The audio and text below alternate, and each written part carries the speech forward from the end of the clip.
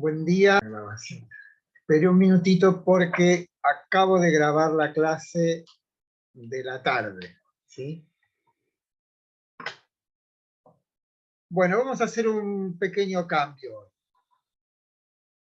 En principio les digo que estoy perplejo porque sin haber habido una clase previa de Aristóteles, habiendo hecho un cuestionario de 20 preguntas, el resultado general fue de 5,80, o sea, casi 6 puntos. Y en los otros casos no llegaba a los 4. Así que bueno, para ahorrar tiempo, que es también dinero, hoy vamos a cambiar el formato de la clase. En principio, el trabajo práctico está todo corregido, todo comentado en la clase de la tarde, eso no va a cambiar. Y está también la clase de Aristóteles, una clase bastante larga, o sea que vamos a dedicar la tarde o la noche a las preguntas o inquietudes que ustedes tengan. Aclaraciones sobre el trabajo práctico, sobre el parcial, etcétera, etcétera. De todas maneras no tenemos mucho éxito todavía porque somos 8. De 130 y pico. ¿Sí? Bueno, así que escucho sugerencias, inquietudes, quejas, pedidos, reclamos, plegarias.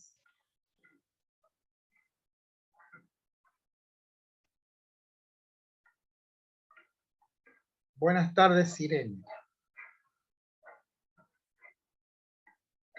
Entonces, ¿está claro el formato? ¿Por qué? Porque la clase ya está dada.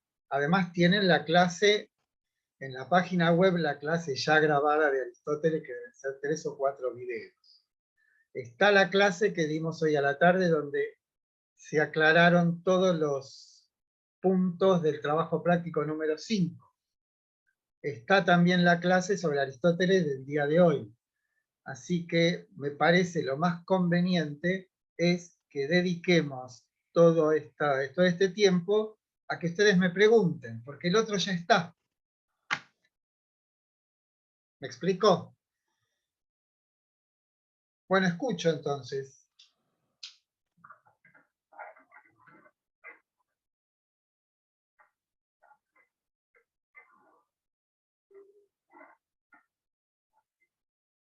Bueno, les hablo del parcial mientras van pensando alguna pregunta o inquietud acerca de Aristóteles o del programa en general.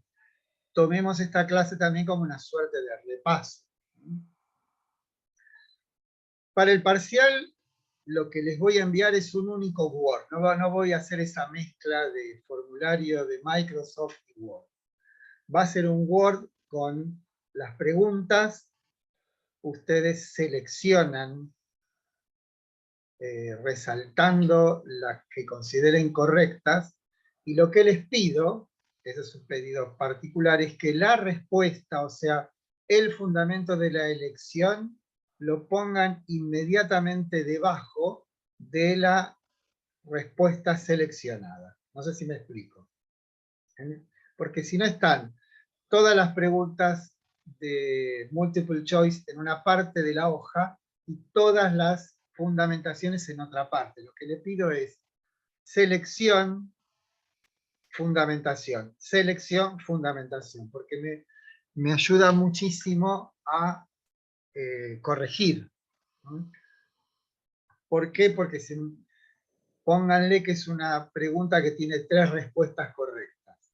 Después tengo que ir a buscar abajo de la hoja dónde están las fundamentaciones. Recuerden que el parcial tiene estas 2 partes. Una parte es multiple choice. El multiple choice se resuelve resaltando las opciones correctas. Y una segunda parte que es la fundamentación de esa selección.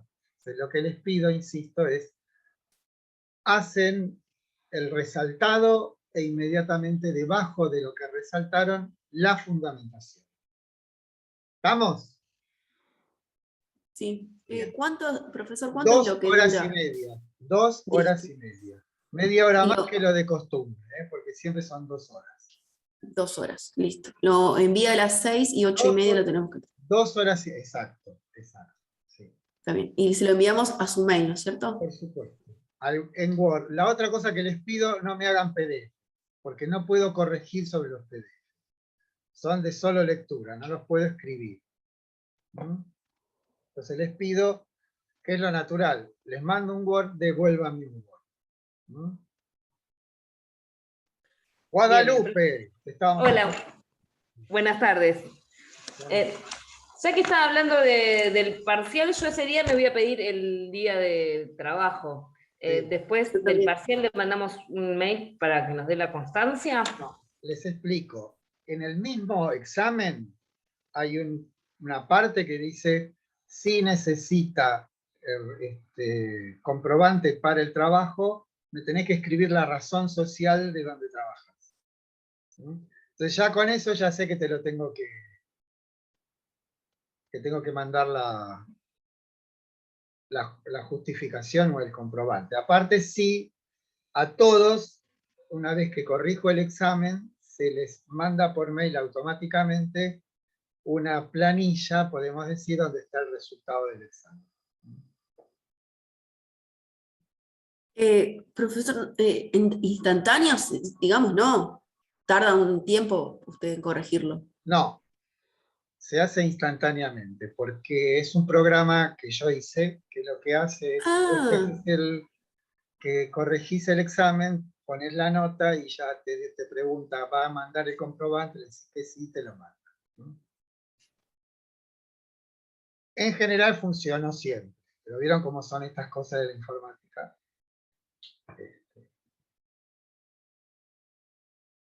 Bueno, escucho todo lo que les dije. Creo que no tengo más nada que... Me parece que no tengo más nada que explicar, ¿sí? Respecto de, otra vez para los que no estuvieron al principio, la clase de hoy ya está puesta en la página web. También está todas las respuestas correctas del trabajo práctico como parte de la clase que dimos a las 2 de la tarde. Y por eso quiero aprovechar esta clase para respuestas a preguntas que ustedes tengan, inquietudes, quejas, etcétera, etcétera, etcétera. Sé que Guadalupe debe tener un repertorio amplio de preguntas, algunas hasta insidiosas, podríamos llamarle. Yo marqué algo en el... Si no empiezo a hablar de Aristóteles así libremente, pero me interesa, como eso ya está, tanto en la clase que figura en la página web, como en la clase de hoy, ya está Aristóteles. Entonces, como complemento de todo eso, lo más fecundo, racional, me parece que responder a preguntas de ustedes, porque el otro ya está. Aparte, como les dije antes, los resultados del trabajo práctico son increíblemente buenos, sin haber habido clase. Hay 5.80 de promedio cuando no llegaban al 4 en los otros trabajos prácticos. Los resultados de trabajo práctico ya están en el Google Drive, ahí lo pueden consultar.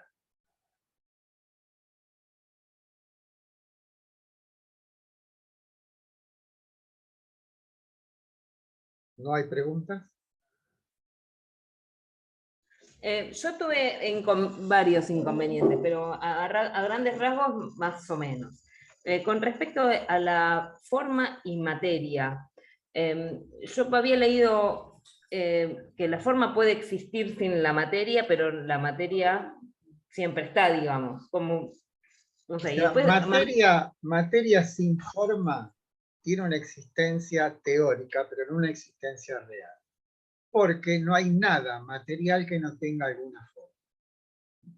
Por eso, en la gradación de los entes van a ver que abajo de todo dice materia prima. Esa materia prima sería pura potencia porque es materia sin forma, pero no existe en la naturaleza ninguna materia que no tenga forma. Es como una exigencia teórica, porque si a la base de la gradación de los entes tenemos materia prima sin forma, en el punto opuesto deberíamos tener pura forma, que es Dios. O sea, es una cuestión de simetría. Las formas más elementales de entes espaciotemporales con que nos enfrentamos en el mundo son los 4 elementos. El fuego, la tierra, el aire y el agua. O sea, los elementos de la astrología, ¿vieron? De los signos del zodíaco. Bueno, esos serían los 4 elementos, o sea, las formas más elementales, básicas, de la existencia de entes espaciotemporales son los 4 elementos. Bueno, segunda inquietud, Guadalupe. La forma de pensar de Aristóteles está atravesada por la biología o es al revés. Bueno, biología no existía en esa época. Lo que ocurre es una buena pregunta porque el padre de Aristóteles era médico. Era médico de la corte de los macedonios. Yo no sé si de Filipo II, que es el padre de Alejandro Magno, o era el médico de la corte. Ocurre que a los 17 años Aristóteles se queda huérfano y a través de algún pariente acomodado lo inscribe en la Academia Platónica, donde Aristóteles permanece durante 20 años. 20 años Aristóteles es discípulo de Platón. Apenas sale de ahí, lo contrata Filipo II de Macedonia para que sea tutor de su hijo, el futuro Alejandro Magno. Y lo que vos decís es que hay muchos más libros de Aristóteles dedicados a la ciencia, o sea, hablo en cantidad, que a lo que sería estrictamente filosófico. Por ejemplo, de las partes de los animales es un tratado de biología. Y si me preguntás si el pensamiento de Aristóteles está atravesado por el pensamiento sobre lo vivo, te digo absolutamente que sí. Respecto de la obra de Aristóteles, a diferencia de Platón, lo que se conserva de Aristóteles son lo que podríamos llamar manuales de clase de la institución que él fundó, que se llamó el Liceo. La obra que Aristóteles publicó se perdió en su totalidad. Solamente se conserva un 30% de la obra de Aristóteles. Por eso no van a encontrar ni metáforas, ni mitos, ni poesía, ni nada. O sea, son como lo que hoy hacen los grandes profesores que cuando dan un seminario lo escriben y en clase lo leen. Lo que se conserva de Aristóteles es eso. Esos textos que él escribió para sus clases en el liceo. Por eso vieron que tiene un estilo totalmente diferente al de Platón. No hay mitos, no hay dioses, no hay nada por el estilo, ¿no?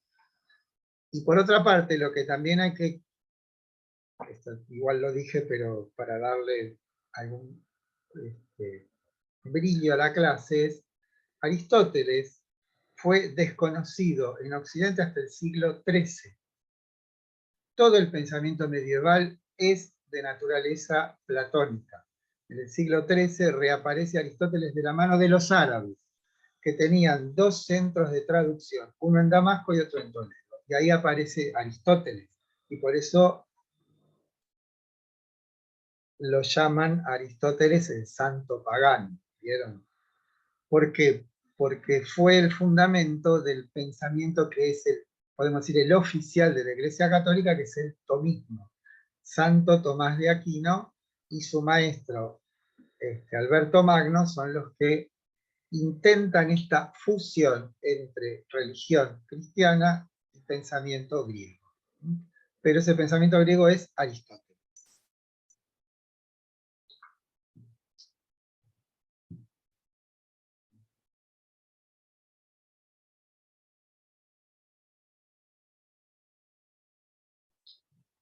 ¿Alguna otra?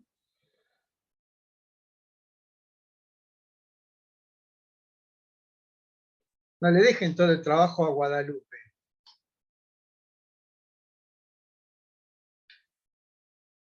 ¿No les produce un escozor, intento de interrogarse qué es Dios para Aristóteles, no les causa cierto, no sé, inquietud intelectual o sentimental, que Aristóteles no demuestra la existencia de Dios, sino que para él Dios es un hecho como, así como hay tierra, mar, cielo, pájaros, animales, hay Dios.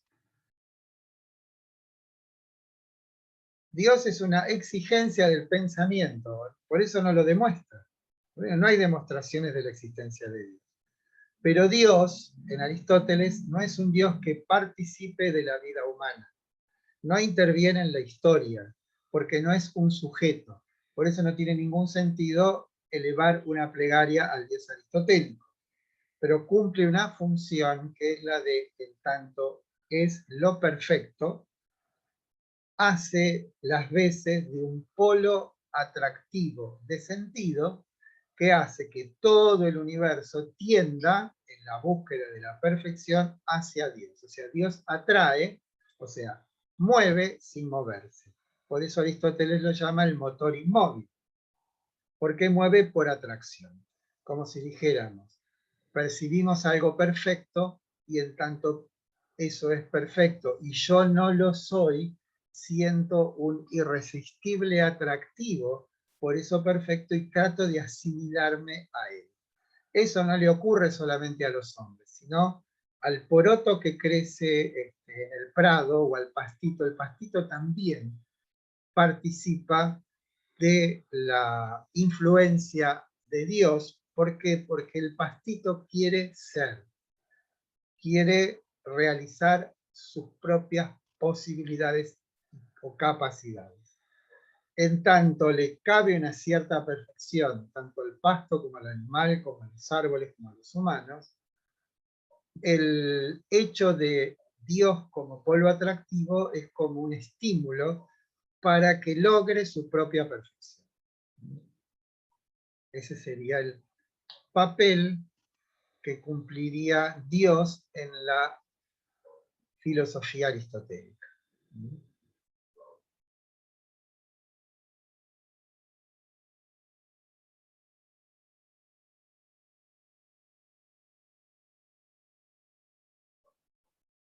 No se interrogan acerca de qué es la felicidad para Aristóteles.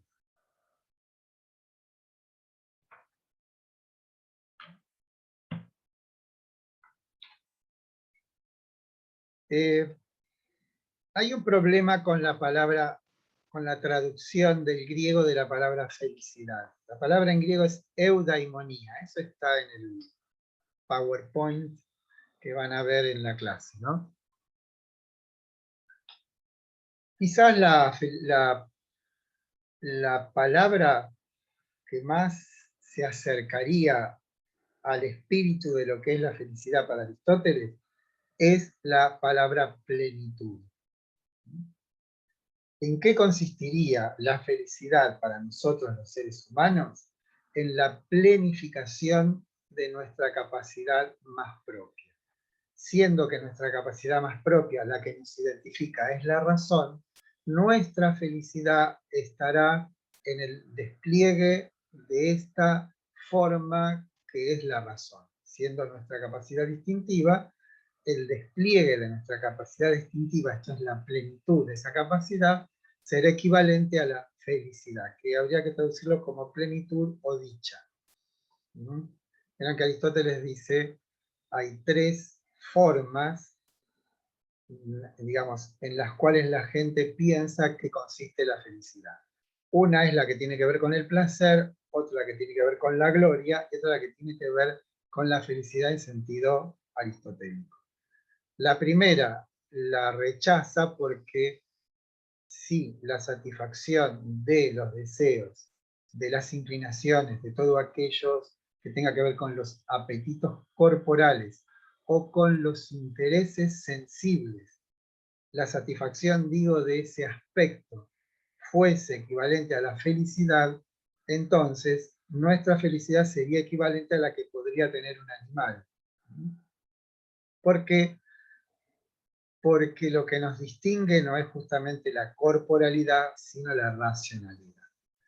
Y respecto de aquellos que consideran que la felicidad es la gloria, véase políticos, artistas, deportistas, Aristóteles dice que esa forma de felicidad es de algún modo inadecuada porque depende de otros. Un día dejo de estar en la primera plana de los diarios, un día dejan de venir el público a las salas donde represento mis obras, mis discos ya no se venden tanto o ya no me votan. Entonces, la dicha que yo creía consistía en la adoración de los que eran mis seguidores, el día que eso se desvanece, también se desvanece mi felicidad, por lo cual no es propia ese tipo de satisfacción porque depende de otros. En cambio, la que Aristóteles propone es autárquica. Esto es, se gobierna a sí mismo. Y esa forma de plenitud que propone Aristóteles tiene como dos vertientes. Una tiene que ver con la prudencia y otra tiene que ver con la contemplación. Si pensamos la dicha o la felicidad en términos de el hombre que vive en la polis, su ideal es lo que llama un hombre prudente.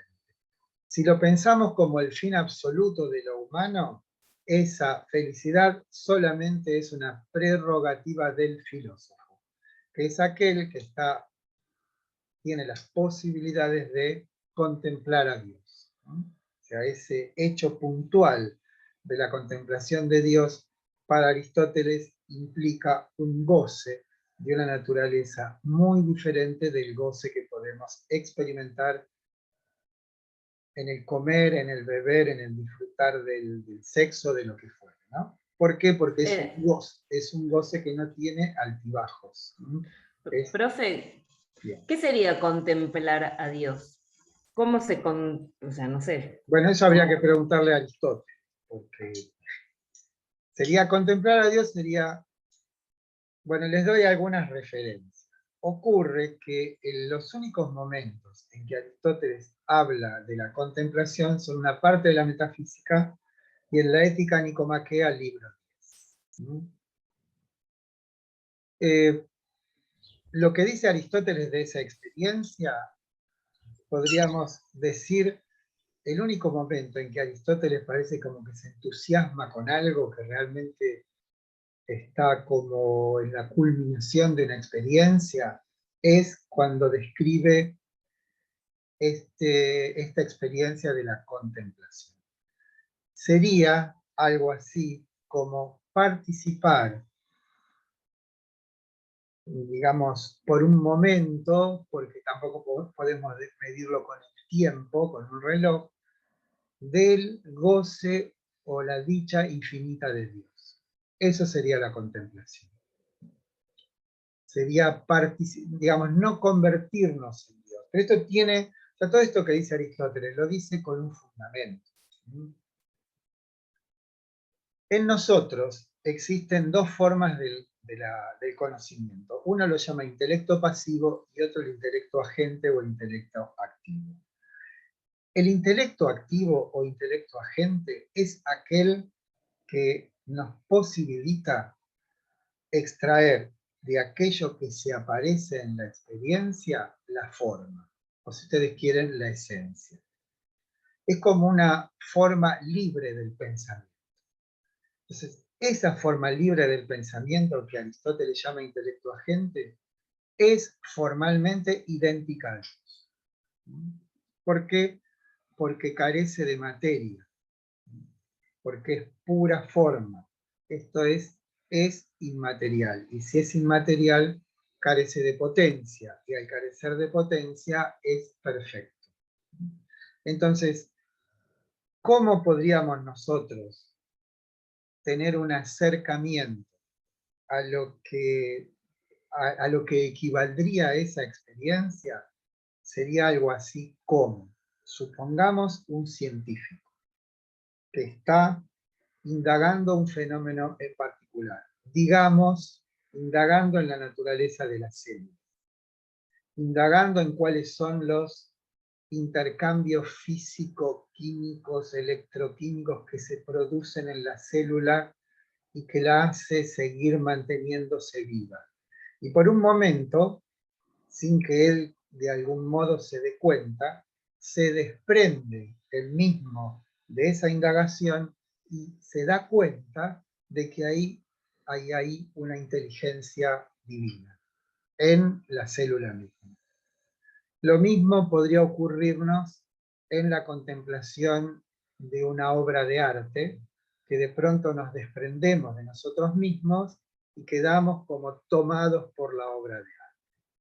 Esos serían, porque fíjense que el goce que nos produce la contemplación de una obra de arte no es en absoluto equivalente al goce que nos puede producir la satisfacción de los deseos corporales. Tiene otra naturaleza, y esa naturaleza es que el goce no tiene altibajos, sino que se presenta a nosotros como algo permanente. Estas serían formas conjeturales para poder entender qué es lo que entiende Aristóteles por contemplación. Pero eso es algo que él cuenta de un modo fragmentario, entusiasta, pero no podemos negar que él experimentó eso de contemplar lo divino mismo, ¿no? Pero digo, de todas maneras, no puede permanecer indeterminadamente en esa experiencia, ¿no? Debe regresar al mundo. Como recuerden el paradigma de la línea, que era la contemplación del bien o la salida de la caverna cuando debe regresar, ¿no? Son formas equivalentes. No sé si contesté, Guadalupe. Aunque no hay respuesta Sí. para eso, claramente, porque son experiencias que en realidad están más cerca hoy de una experiencia religiosa. Pero Aristóteles no es una experiencia religiosa, ¿no? Es la consumación de la naturaleza humana, que en tanto esa naturaleza tiene una cualidad que es la razón, y hay una forma perfecta de realización de la razón, y esa es la contemplación. Lo que es interesante es cuál es el correlato, podemos decir, experimental que tiene esa experiencia, y es un goce que no es equivalente a ningún goce mundano.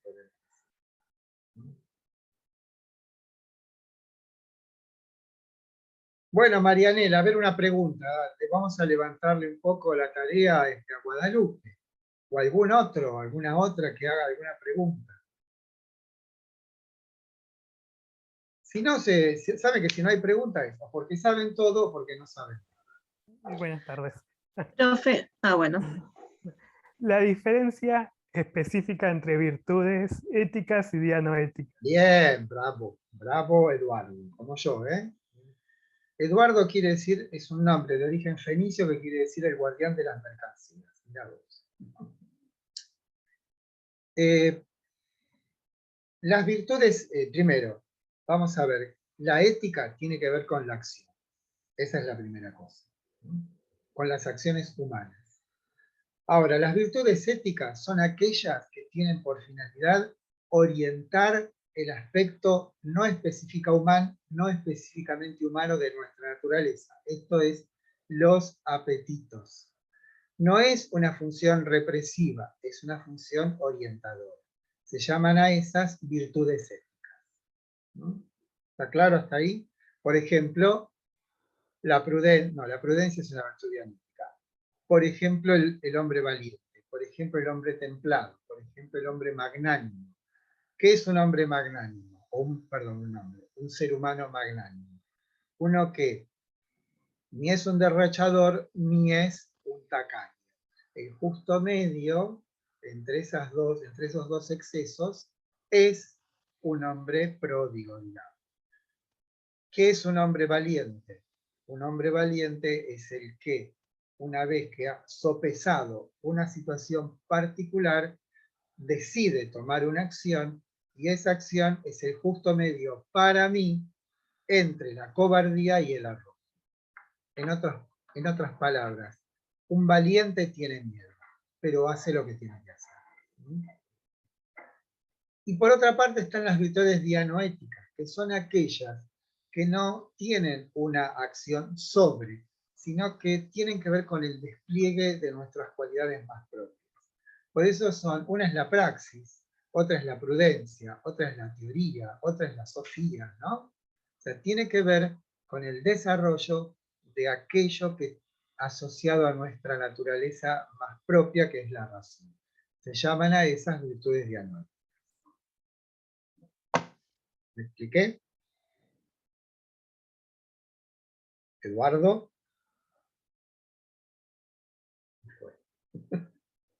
Desapareció. Sí, sí. ¿Ah? Y dentro de las dianoéticas, la prudencia, ¿cómo la podríamos describir? Bueno, el hombre prudente es aquel que actúa por hábito racional y que ese hábito tiene que ver con actuar entre esos dos excesos. Lo que ocurre es que en el orden de las virtudes éticas, la prudencia es el resultado de esas acciones continuas que hace el hombre prudente, digamos, en el orden de la polis. O sea, el ejemplo es el siguiente.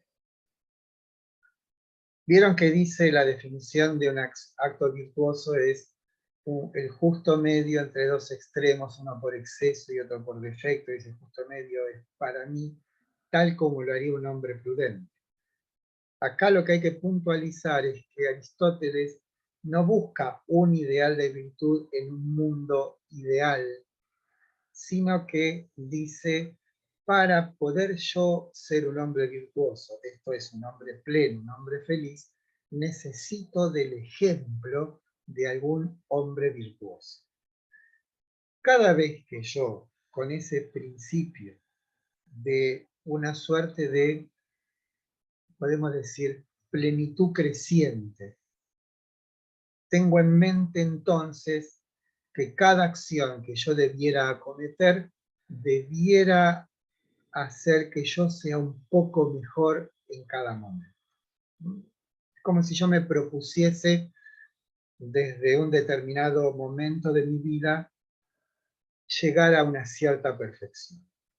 Para llegar a esa cierta perfección, debo tener en cuenta que mis propios intereses, el mundo en el que vivo, mi capacidad racional, lo que es bueno para los demás, lo que es bueno para mí. O sea que es una acción virtuosa, es una intersección de muchas determinaciones. Por eso Aristóteles dice que lo que también es esencial para que una acción sea efectivamente virtuosa es lo que llama el kairos. El kairos podemos traducirlo como el sentido de la oportunidad. ¿Dónde podemos percibir la naturaleza del kairos? Por ejemplo, supongamos que vamos a un psicoanalista que es idóneo, una persona apta. Por mucho tiempo no hace ninguna observación. Lo que está haciendo, digamos, en relación con lo que nosotros le vamos contando, es trazando algo así como un mapa de quiénes somos. Y en un momento dado, cuando quizás ya estemos acostumbrados nosotros a que no nos diga nada, no nos responda, hace una intervención que resulta ser decisiva porque me transforma a mí de un modo radical. Eso es el kairos. Ese saber de actuar en el momento oportuno. También, supongamos, una maestra con un niño que no aprende. Entonces, se toma un tiempo de observación y de diagnóstico. Y en un momento dado, actúa. Lo interpela y esa interpelación resulta que transforma al niño. También, por ejemplo, un general en la guerra, que toma la decisión adecuada en el momento adecuado. Como ven, es un saber que no se puede aprender, no hay una técnica para el kairos. Pero en el hombre prudente es justamente lo que lo habilita, o que habilita que su acción tenga como resultado una mejoría en su manera de ser. ¿Sí? Lo interesante del hombre prudente es que no es que llega a un límite y dice, bueno, yo ya soy un hombre prudente, por lo tanto soy una persona feliz y no tengo ya más nada que progresar o que pretender. La última acción que acometa en el último momento de mi vida me hará mejor o peor, pero no hay una culminación. Entonces, el resultado de ese hábito de la acción que tiene que ver con la razón, con el justo medio, con lo que nos enseña un hombre prudente, eso es la prudencia. Es el resultado, como la sofía, que es la sabiduría, como la tejné, ¿vieron? El saber hacer también es una virtud. O sea, un buen artesano es llevar a cabo una virtud dianoética, ¿no? ¿Por qué?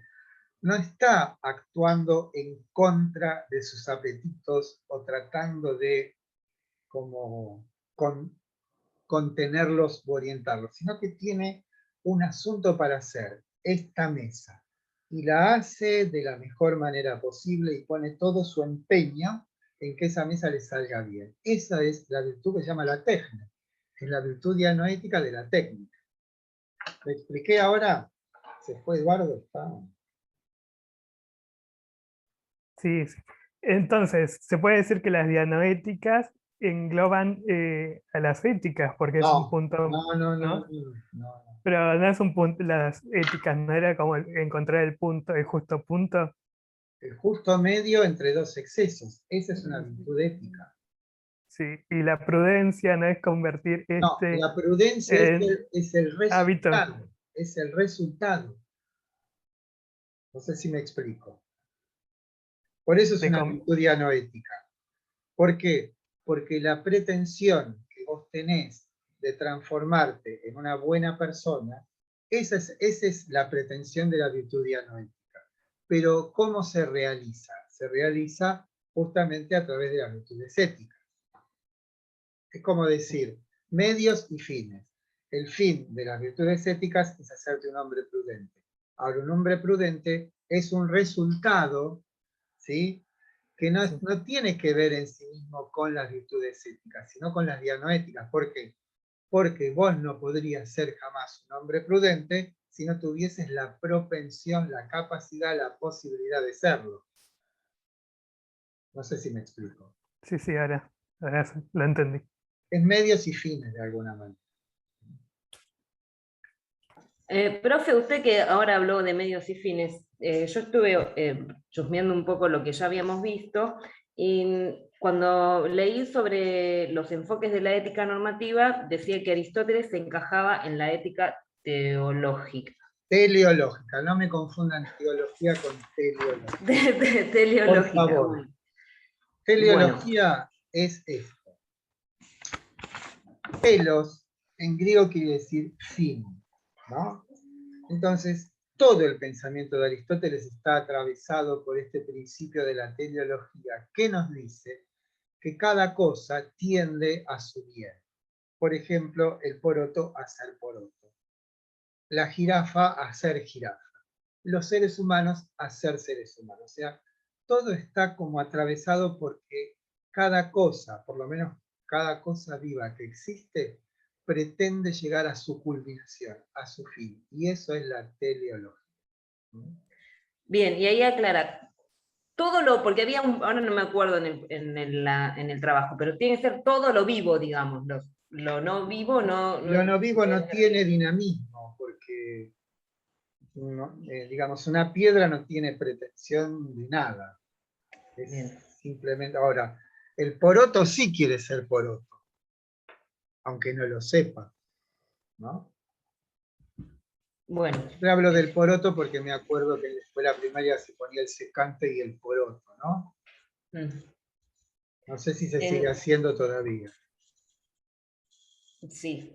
Yo, respecto a esto, que todo tiende a un bien, lo que importa es el fin, no los medios, digamos. El bien significa, bien no hay que entenderlo como el sentido de algo bueno, algo afable, algo amable, no.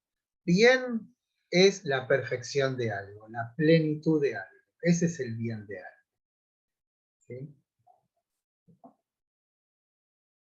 Perdón, habías dicho algo más que no sé si lo tuve en cuenta. Sí, que si bien tiende al bien, lo que importa es llegar a eso, digamos, no importa Claro, los medios o sea, para Aristóteles. el tema tan actual. Ganar dinero puede ser un medio, pero no un fin en sí mismo. Es un medio para otra cosa, ¿no? Uno debe trabajar para vivir y no vivir para trabajar. Ese tipo de cosas ya vienen desde Aristóteles. No confundir los medios con los fines. Hay que tener en cuenta esto que es fundamental. Cada cosa que existe en el mundo tiene una naturaleza. Y esa naturaleza o esa esencia tiene algo que la distingue. En la planta, en el animal, en el ser humano. Lo que distingue a los humanos es la razón. Y entonces, la plenitud de la naturaleza humana, de la esencia humana, será la plenitud de su cualidad distintiva, esto es la razón. ¿Cómo se expresa esa plenitud en el hombre prudente, tal como lo dijimos recién, en la contemplación que le corresponde solo a algunos privilegiados, ¿no? Pero no privilegiados por la divinidad, sino por su propia actividad, por la excelencia de su propia actividad.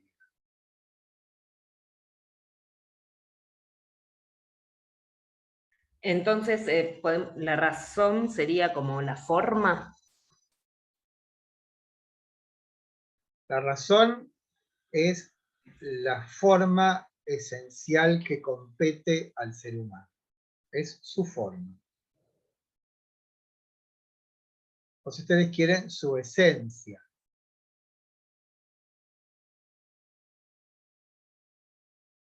Forma y esencia son equivalentes.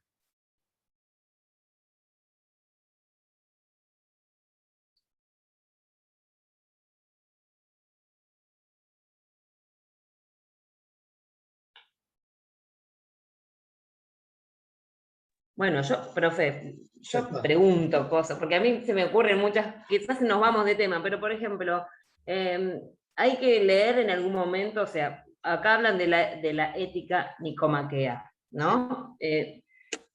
Hay que leerla, bueno, saliendo de la materia, ¿no? No. Eso, si estudian en la carrera de filosofía y estudian la materia ética, ahí se la hacen ver. Pero aquí no podemos pretender eso porque sería totalmente desproporcionado con otros autores. Sí tener noticias de, por eso está en el texto de Gustavo Romero, habla extensamente de la ética nicómaco. ¿Y por qué se llama así? Porque Nicómaco es el hijo de Aristóteles. Entonces es como, vieron que Sabater, que es un filósofo español, escribió un libro llamado Ética para Amador, que es el hijo. Bueno, está inspirado en esto de Aristóteles, que escribió, le dedicó ese texto de ética a su hijo Nicómaco. Es el que pelea por la justicia, porque Nike es justicia y Mahoma es pelear. Pero bueno, ese es el nombre que él le puso. Justo guerrero sería. Profe, no sé si ya le preguntaron porque entré un poquito tarde. Esto de cómo era Dios para Aristóteles, ¿no? Porque él en realidad habla del motor inmóvil y bueno, no me quedó muy claro, o sea, dudé en esa pregunta. Cuando decía si se preocupaba o no por los problemas del Claro, no, mundo, de los bueno, seres justamente eso lo dijimos al principio, que el Dios de bueno, Aristóteles después lo escucho si no. no actúa en el mundo. O sea, ¿por qué? Porque no es una persona. No es un Dios personal como el Dios judeo-cristiano. Por eso no tiene ningún sentido elevar nuestras plegarias al motor inmóvil, porque Él no decide porque no tiene voluntad. Es un ente perfecto, cuya única y exclusiva actividad es pensarse a sí mismo, no hace otra cosa. Y en ese pensarse a sí mismo goza permanentemente de sí mismo. Y eso es lo que Aristóteles, cuando habla de la contemplación, intenta participarse. Nosotros por un momento podemos participar de ese goce eterno de Dios. Ahora, ¿cómo es o cómo es Dios en sí mismo? Eso no podemos de ninguna manera contestar esa pregunta. Es un polo absoluto de sentido. Es un motor inmóvil porque atrae por su propia perfección. Cuando hablamos de perfección, hablamos de la vocación del poroto de transformarse en la planta de poroto. No es otra. La perfección implica la plenitud. Y la plenitud es el despliegue de la capacidad de cada uno o de cada cosa. La plenitud de la planta, de la semilla del roble, es volverse roble. Es ser roble. Eso es la teleología. Ahora, si por un momento nos salimos del sentido común y vemos, por ejemplo, ahora que en la primavera todo empieza a lucir, que plantamos algo y surge, bueno, todo eso es una forma de entender cómo piensa Aristóteles la naturaleza, que cada cosa tiene una suerte de destinación, tiene una suerte de plenitud. Nosotros usamos palabras que no son muy adecuadas como despliegue o desarrollo, como si en la semilla del roble estuviese arrollado el roble, cuando lo regamos y está en un ambiente propicio, eso arrollado se desarrolla. Pero como ven, las cosas no son así. Esas son burdas simplificaciones. Obviamente es mucho más complejo, aún en términos aristotélicos, pensar cómo una semilla se transforma en planta. Y esto no tiene que ver ni con la biología ni con la botánica, sino con la metafísica. Es como que le pone como una intención a la semilla de Y claro, ser es que la tiene. La tiene. para- La semilla para- sabe crecer. Lo que no sabe es que sabe. O sea, no sabe su propio saber. Eso nos cabe a nosotros solamente. a Los mí me genera únicos un poco de contradicción. Eso de que me hace ruido, digamos, de que la semilla sabe pero no sabe, digamos, ¿no? Como que sabe porque sabe, pero no tiene conciencia de sí. Pasa que las plantas, ¿no? En este caso, son seres vivos. Nosotros no tomamos a veces dimensión, porque pensamos que el ser vivo es no sé, Claro, los animales y nosotros, pero tiene vida. sí, por supuesto. Y la vida es teleológica, en sentido aristotélico, tiene un fin.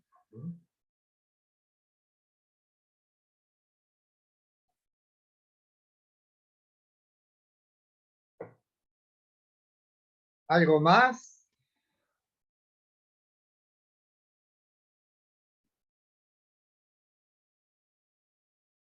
Miren, la pregunta que peor les fue es una que el 5% solamente contestó bien. Dice, las virtudes dianoéticas, varias correctas. ¿Vieron? Eduardo tenía razón, ¿no? Dice, las que pueden poseer todos los seres vivos. Falso. Se refieren a lo contingente. Falso. Algunas conciernen al conocimiento contemplativo. Verdadero, como la sofía y la teoría. Virtudes deseables, pero que jamás los seres humanos pueden alcanzar. Falso.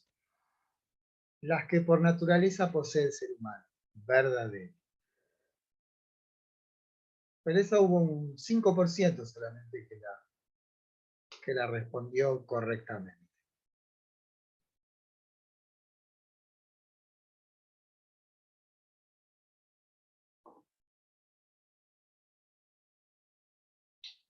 Bueno, ¿nos despedimos? ¿No hay más preguntas? Yo pensé que íbamos a estar 3 horas acá.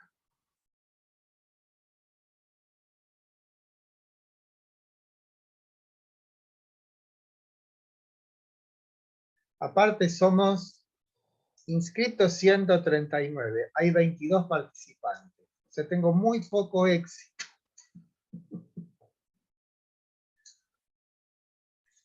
Yo ahora le voy a hacer alguna pregunta.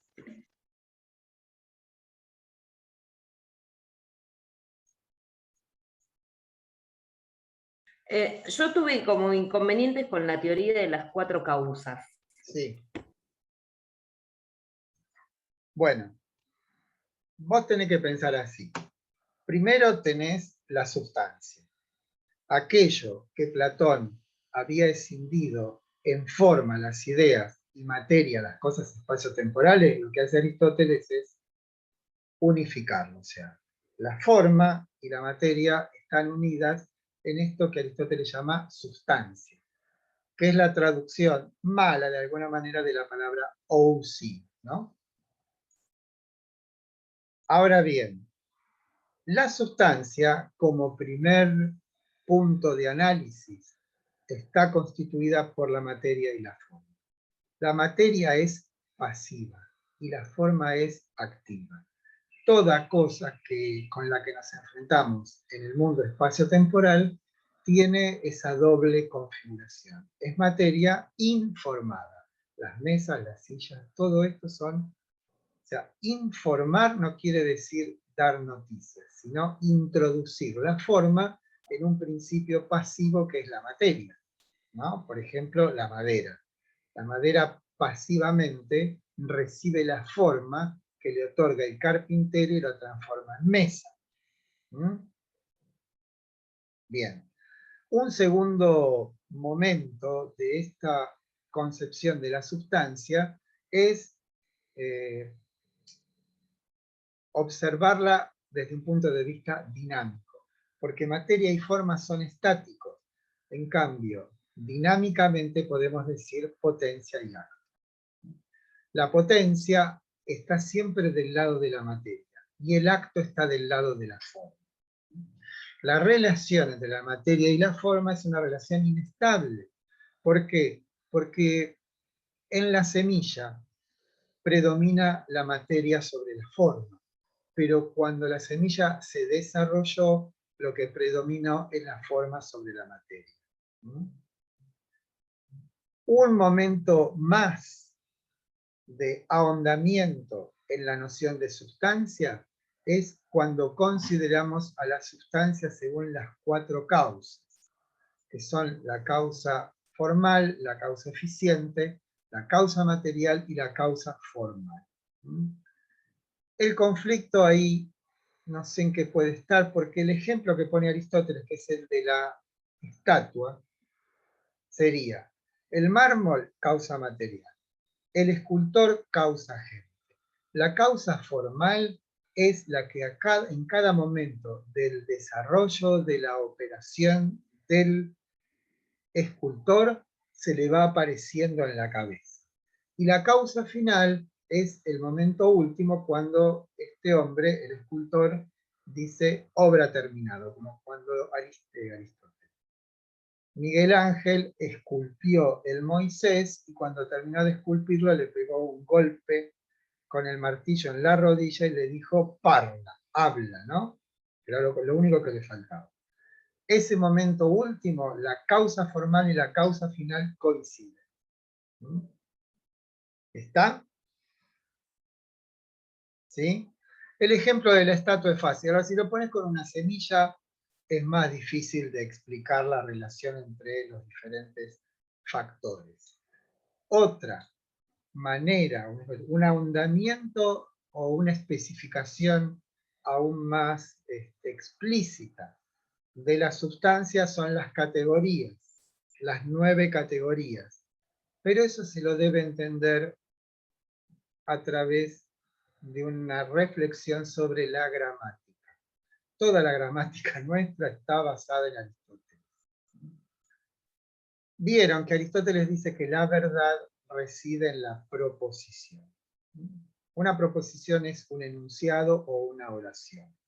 Si yo digo blanco, puerta, no quiero decir nada. Ni blanco ni puerta por sí mismo se puede decir que son verdaderos o falso. Solamente puedo predicar la falsedad o la verdad de algo cuando está enhebrado en una proposición y digo la puerta es blanca. Entonces ahí sí puedo decir verdadero o falso. Y fíjense que cuando yo enuncio una proposición, lo que estoy haciendo es una articulación entre dos elementos. Un elemento que llamamos sujeto y un elemento que llamamos predicado. El predicado tiene como función decir algo del sujeto. Y el sujeto tiene como núcleo el sustantivo. Y si ustedes reflexionan un instante en la palabra sustantivo, vemos que alude a la sustentación de algo. Y si nos preguntamos qué es lo sustentado por el sustantivo, son justamente los predicados. ¿Qué son los predicados? Que la pared es blanca, que es de madera, que es fea, ¿no? Que es fuerte, que es endeble. Pero todo ese endeble, blanca, de madera, ¿qué son? Cosas que predicamos de la puerta, que vendría a ser la substancia, que vendría a ser el sustantivo. Ahora, lo que hace Aristóteles con las categorías es, bueno, ¿cuántas maneras tengo yo de predicar algo de la sustancia? ¿No? Esas maneras de predicar, ¿son finitas o infinitas? Y Aristóteles dirá, son finitas. ¿Cuáles son? Cantidad, cualidad, relación, posesión, posición, tiempo, espacio y acción. ¿No? Entonces ustedes se ponen a pensar y dicen, está el ejemplo del trabajo práctico. Sócrates, el maestro de Platón, está en el ágora por la tarde. Preguntamos, ¿qué categorías están implícitas en ese enunciado? Y decimos, primero, relación. Sócrates, maestro de Platón, ¿no? Lugar, en el ágora. Tiempo, por la tarde. ¿Sí? Entonces, las categorías son las maneras posibles que tenemos nosotros de predicar algo de algo. ¿Qué es la gramática? Por eso les digo que la gramática es hija de Aristóteles, directamente. Como la lógica también, ¿no? ¿Está claro? Después tenemos los tipos de cambio, que esta es otra. Está el cambio sustancial, el cambio cuantitativo, el cambio cualitativo y el cambio de posición. El primero es sustancial, generación y corrupción. Algo nace y algo se mueve. El cambio cuantitativo, engordé, adelgacé. El cambio cualitativo, me teñí de verde el pelo, me teñí de amarillo el pelo. Cambio locativo, me voy a la plaza de Lomas de Zamora. Cambio de lugar.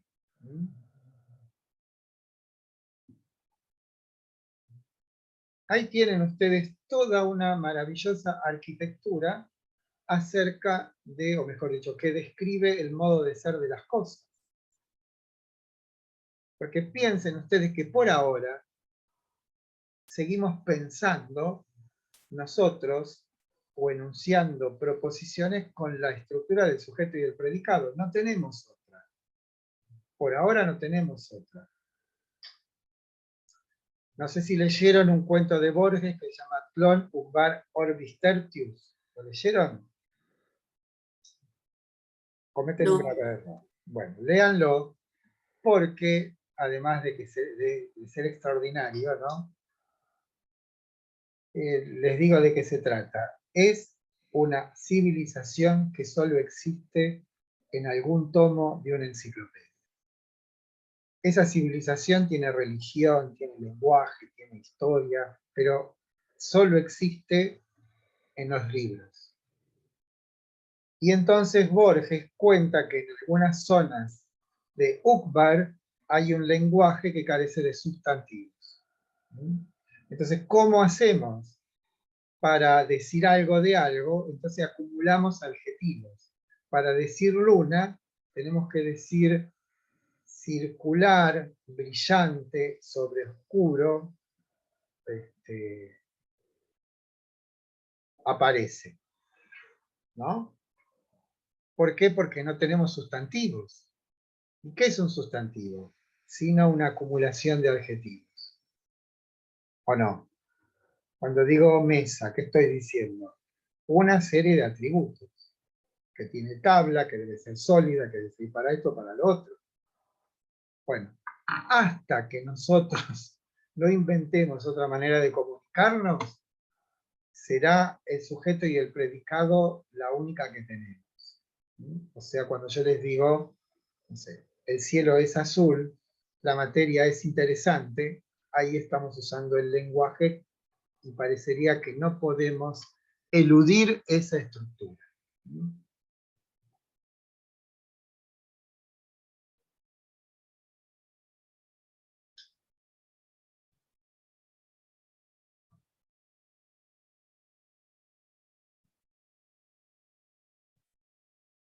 ¿Y Guadalupe estamos o no?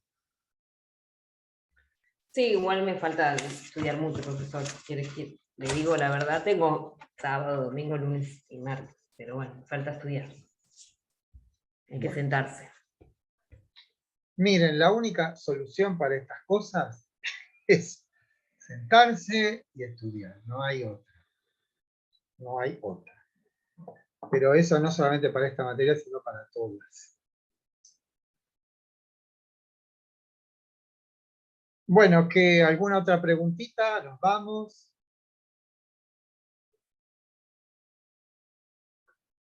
Bueno, yo busqué el fresco de la Escuela de Atenas, porque señalaba...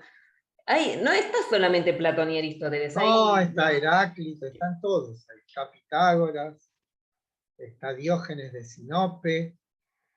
Hay un error en ese cuadro, que es que hay un arco, y saben que los griegos no conocen el arco, ¿no? El arco es un invento de los romanos. ¿No vieron en la Escuela de Atenas? ¿No lo vieron? A ver, esperen un momentito.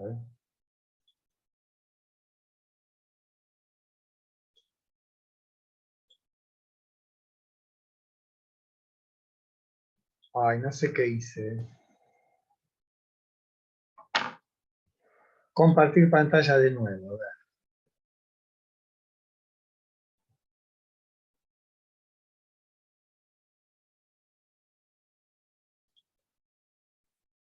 Tengo el bloc de notas que no me sirve para nada.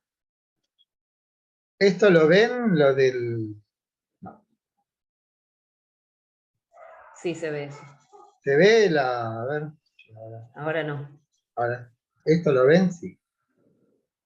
Sí, se ve. Sí, profe.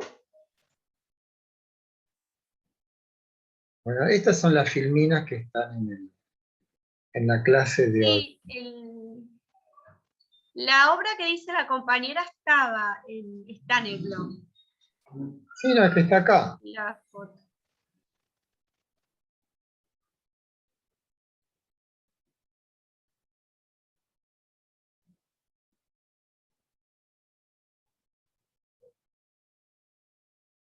Bueno, en algún momento...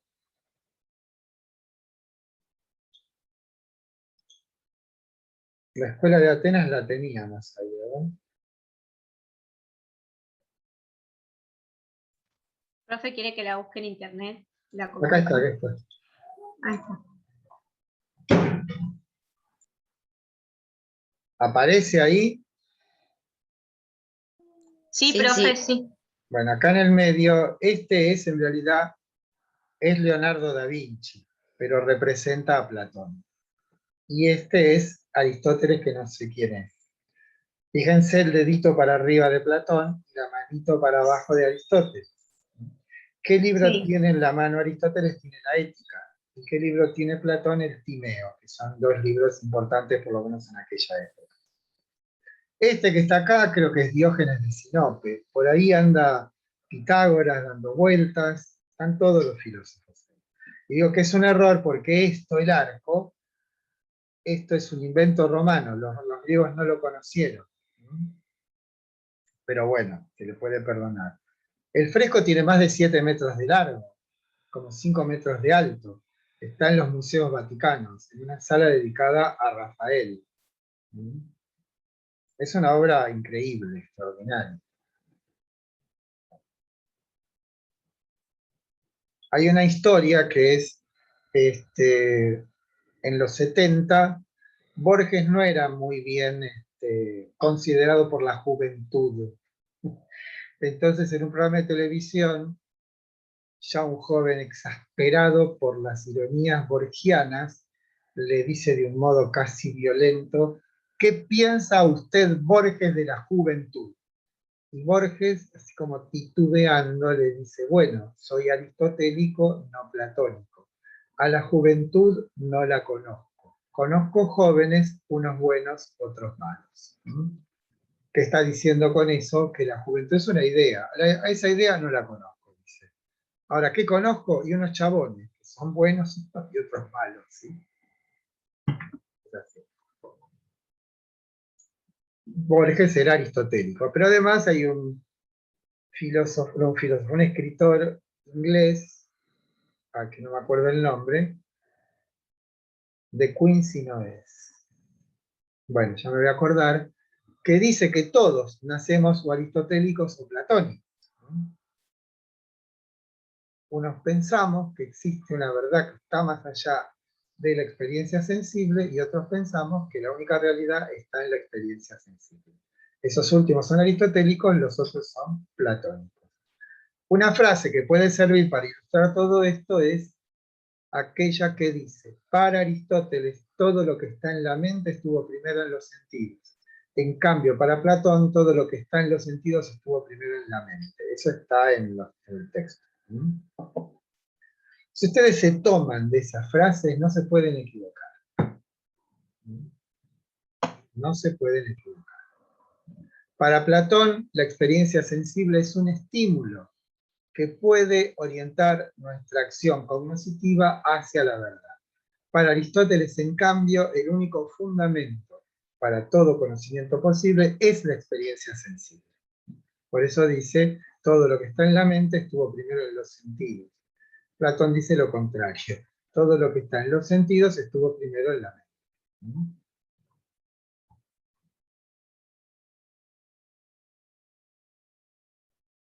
Yo me quedo con Aristóteles. Todo el mundo en esta época se ha vuelto aristotélico. Pero todos hemos tenido un amor platónico. Nadie puede decir acá que no. Sí, es cierto. Pero a lo que voy es que, sobre todo en la ética de Aristóteles, uno se da cuenta de la extraordinaria capacidad de este hombre para percibir la realidad humana. Eso es.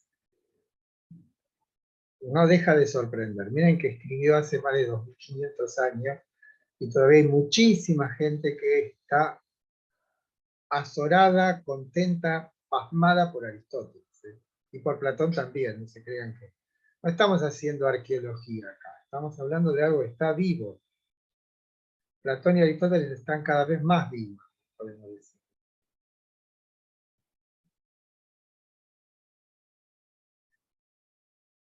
Bueno, y me das ganas de tomar mate, Guadalupe. Ahora me voy a ir a tomar unos mates, me parece.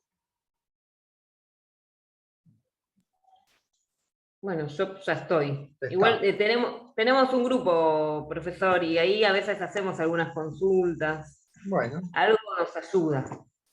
mándenme y yo contesto todos los mails. Eso lo saben. A veces confundo más que otra cosa, pero eso forma parte del juego. ¿Sí? Bueno, no hay trabajo práctico, ya lo saben, así tienen más tiempo para estudiar. Bueno, nos despedimos con lágrimas en los ojos. ¿Sí? Bueno, gracias. No, de nada. Profe, Gracias. profesor, disculpe, que yo le quería hacer una pregunta. Yo escuché una parte de lo que va a ser el trabajo, el próximo trabajo. No escuché todo. ¿No lo podría repetir, por favor? ¿Qué próximo trabajo? ¿El parcial de sí? Sí, el parcial. El parcial van a ser preguntas de multiple choice y la segunda parte es fundamentar esas respuestas, esas elecciones. Lo que les pido en particular es que pongan, resalten la que consideren correcta e inmediatamente escriban el fundamento de esa elección. ¿Por qué? Porque me facilita muchísimo la corrección. Muchísimo. Piensen que tengo que corregir como 150 parciales en muy poco tiempo. Y es una tarea muy penosa. O sea que tenemos que justificar las correctas. Bueno, eso sí, eso es lo que habíamos dicho del examen, es así. Ujú. Hay multiple choice, como son los trabajos prácticos, ustedes eligen una respuesta, la resaltan, e inmediatamente abajo dice, esta respuesta es correcta por esto, por esto, por esto y por esto. Profesor, ¿hay algún formato en particular o es un formulario de Google Form? No, es un formulario No. hecho acá a manopla porque este servidor. Similar Bueno. a los, ¿vieron cuando alguien no pudo hacer el examen y me pide, por favor, profesor, me lo puede mandar? Bueno, yo le mando un Word. Y en el Word mismo, ustedes... Claro, profe, la compañera pregunta si usted lo quiere en alguna letra o tamaño en especial para que sea más No, fácil. es la misma letra con la que está el Word, o sea, en el mismo Listo. Word ustedes responden. Lo que les pido, por favor, es que no me hagan PDF, ¿sí? Que en lo posible me lo respondan. O sea, hay algunas personas que no tienen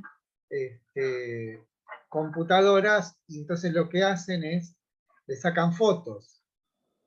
O sea, no sé cómo hacen. Imprimen, lo corrigen y sacan fotos, ¿no? Pero bueno, no sé cómo hacen. Ahora que lo estoy pensando. Pero bueno, acá es simplemente reciben el documento Word y en 2 horas y media lo resuelven exitosamente.